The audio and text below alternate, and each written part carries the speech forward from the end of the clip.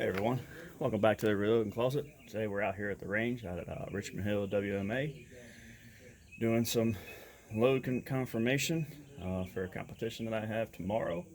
But I wanted to do a video at the range for or of the Labradar. So you see I got my Labradar set out there on my tripod. I got the battery pack Velcro to it. I did grab a solar powered one, so I really shouldn't have to ever worry about battery power or anything like that. You see this cable right here attached to the rifle. That is the recoil trigger from, I'll have to add the name to it, I can't remember exactly where it's from, but that thing has been awesome. With shooting with a suppressor, it will not pick up the shots, even though it's sitting, as you can see, the muzzle is right next to the Labradar. It still won't pick up those shots. So with this recoil trigger, I haven't missed a shot yet, unless I didn't have the Labradar turned on, but that's user error. All right, so but like I said, we're out here with the Ruger Precision Rifle. All right, and then I'll go ahead and I'll show you the connection. Hopefully you can see it on your end. So I got my tablet set up here. All right, and this will connect Bluetooth to the Labradar. All right, and you'll see this information comes here when you load it up. And you see known devices, and you can refresh and scan. You'll see available Labradar. All right, so you just tap that. All right, and then pulls up the information screen. So I did just put a fresh SD card in there, so I don't have any shot strings on that one yet. But you can see here, we can see all of our information when it would pop up. Okay, so so notice how I'm not having to mess with the Labradar. I can sit back here at the desk and make all the adjustments I need. Let me get that in a better focus. There we go.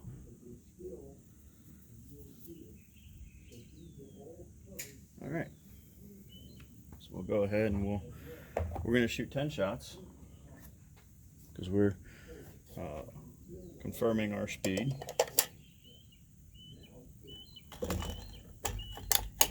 Okay, so you'll see here, we'll just select that first shot string. All right, and you just press the arm. Now it is, you see the screen pop up on the Labradar. It's ready to go, and we're ready to shoot.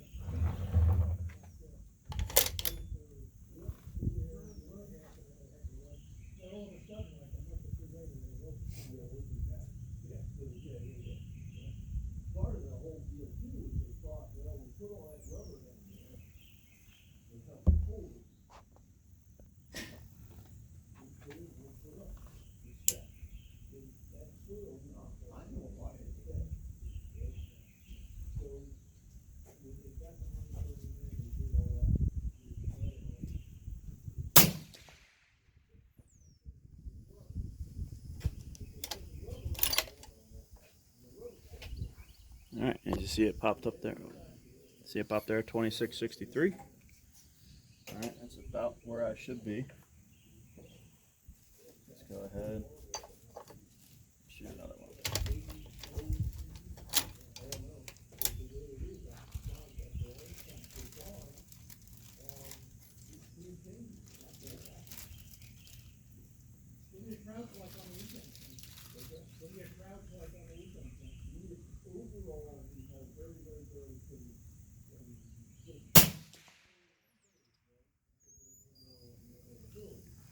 $26.71. Looking good.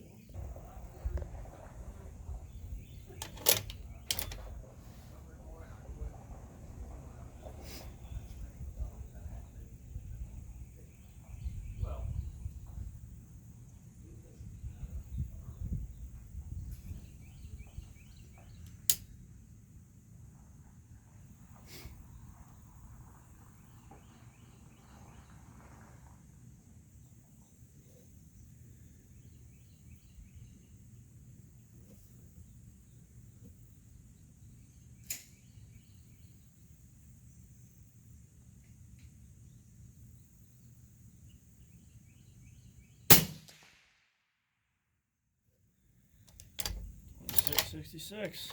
That's good. Pressure signs. Give it a minute or so to calm down. So as you can see, this setup is worlds better than using the G2. It's pretty user friendly as soon as you get everything figured out. And I have had slight connectivity issues with the Bluetooth, as a lot of people have mentioned it before. But I did figure out the fix. So if you do lose connection with whatever Bluetooth device you are using, you have to shut down the Labradar app, turn off the Labradar, turn the Labradar back on, restart the Labradar app, refresh, and then scan for the available Labradar, and it pops right back up. It's worked. That process has worked every time for me. I was out here a few days ago, and I was out here for a few hours, and it dropped connectivity probably about 3 times, I think. And every time I had that had happened, I just run through that process, and that solved the issue. Let's go ahead and shoot another one.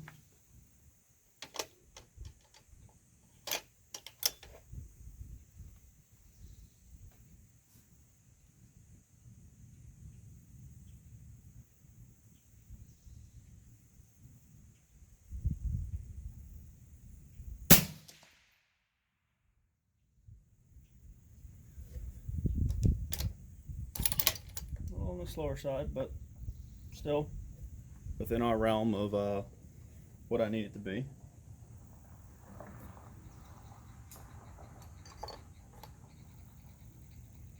This is using the Hornady 140 grain Botel hollow point over H4350. This is 41.2 grains. Kind of ironic that everybody pretty much runs this load, and they're right here in about the mid 2600s. So that's what I'm flirting with right now. I'm gathering this data, and then I'll be inputting it into the Hornady 4DOLF calculator, and I'm going to give that a shot here at the competition tomorrow. So we'll see how that works insofar as dope and the dope it provides. Go ahead and shoot another one.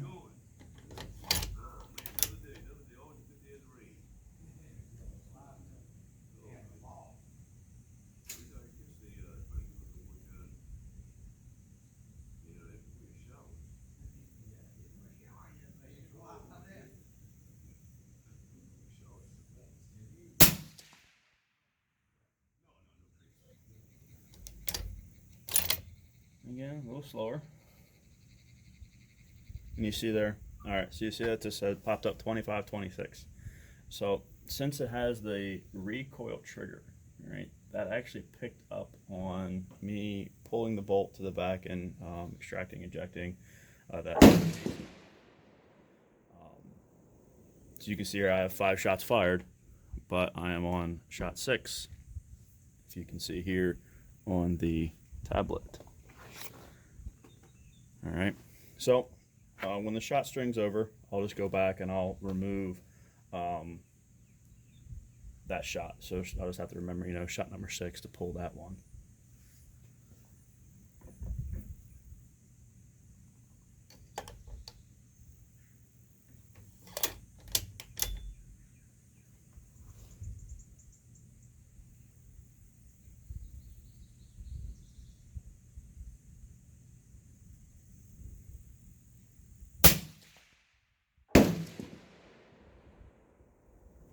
Wow.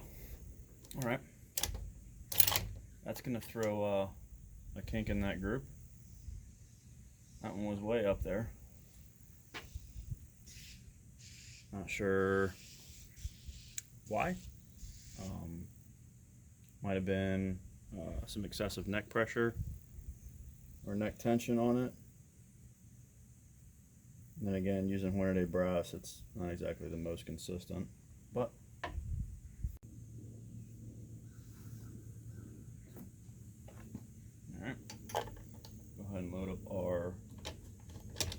7th shot. I do have a nice little group forming up there. Probably, just under 3/4 MOA. There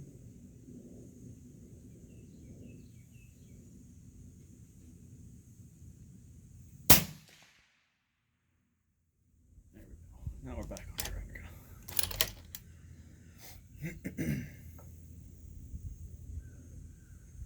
So, like I said, Labradar does awesome.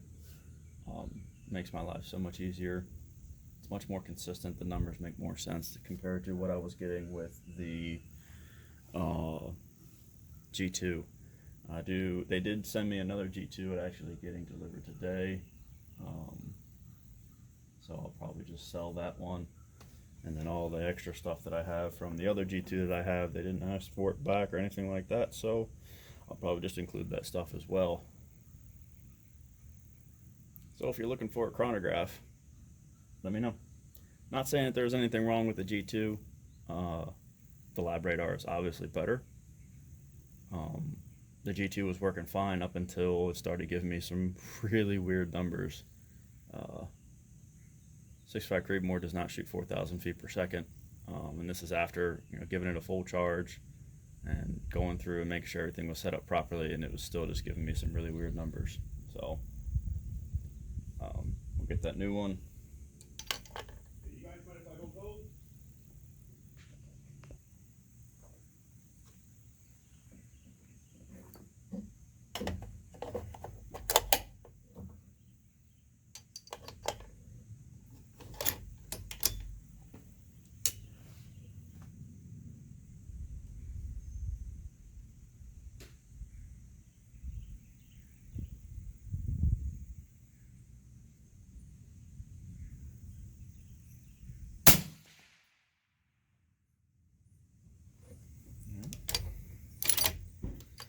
Looking good.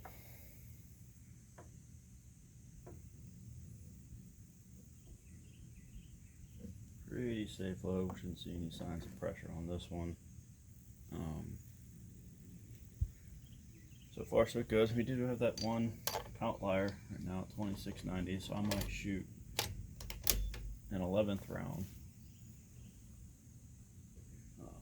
just to get a good 10 shot.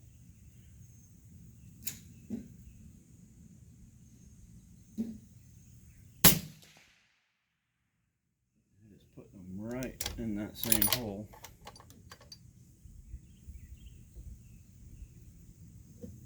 And so far numbers look good.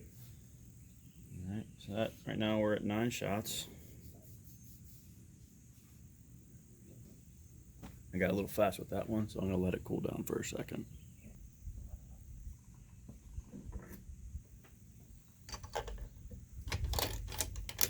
The actual shot number 10. Remember, we got that false reading from the recoil trigger earlier, so shot string shows 10, but this is actually 10.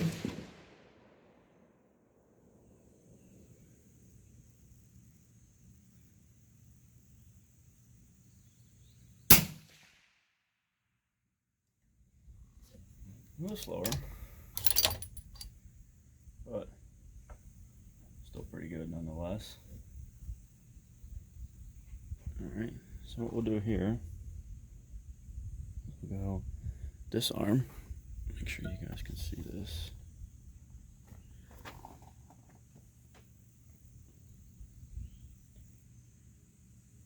Okay, so we'll go to series details. So you can see there, highest, lowest. All right, so actually we need to remove, number 6. So we went there, shot list, number 6. Okay, this is obviously, so you can even see it was going crazy. So there's a little delete button, just hit delete. Are you sure you want to delete 006 off of 001? Yes. Alright, now it's deleting that shot. So we'll go back to series details. So even with that 2690, we've got a standard deviation of 11.4 and an extreme spread of 40. So for right now, I'm gonna leave that 2690 in there until I shoot this last shot. And you'll see we have an average there at 2664, which is perfect. Those numbers right now are awesome. So, well, I would not say awesome. They're decent. They can be much better, but like I said, that 2690, I just noticed that the piece of brass that one was shot. I don't know if that's just a mark on there. It doesn't. It might have been from tumbling. Might have had a little too much lemmy shine in there or something, and don't know if that had any effect on the actual metallurgy of the brass, but this is the one that ended up reading at 2690. Now all these rounds were double measured, so I measured them with my IntelliDropper from Frankfurt Arsenal, and also with my RCBS 502 beam scale, which both of them were perfectly calibrated, and using the check weights, everything checked out. They were bumping back and forth, no issues. So I'm wondering if maybe brass or neck tension had something to do with that errant shot. So we're going to add one more to it. So we'll just go to press to arm, and now you can see we're on shot 11 because we removed that one shot. All right. Load this thing up. Good to go.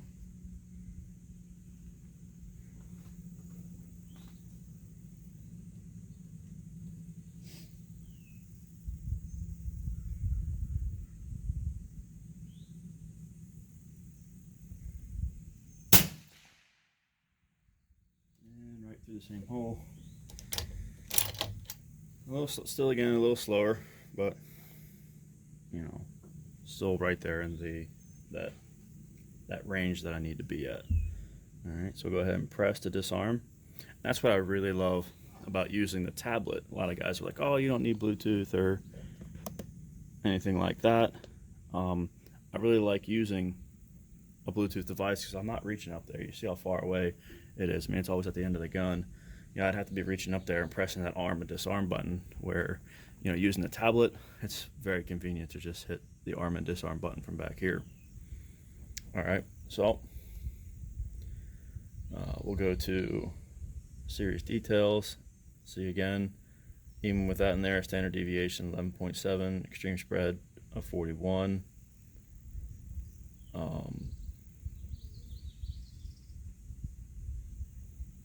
So all in all, pretty good. And you can see I get where I have my ranges set up at. For reading, because like I said, the Labradar will constantly ping that bullet as it goes down range. So let's see here. Go through the shots. I think it was shot 6, actual shot 6, 4, 5, 6. Yeah. So this one 2690. We're just going to go ahead, we're going to delete this one from the group. And then we'll take a look and what that does for our numbers, because that was definitely an oddball or outlier. So there you have it. Average speed of 2659, standard deviation is 7.5, extreme spread of 22. I'd say that's plenty for especially shooting something like PRS.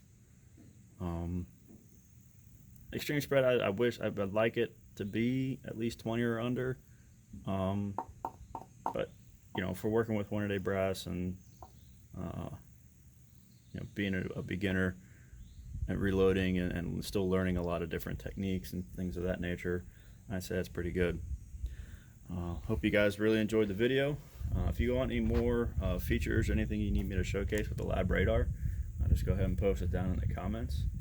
I appreciate you guys checking out the channel. Till next time.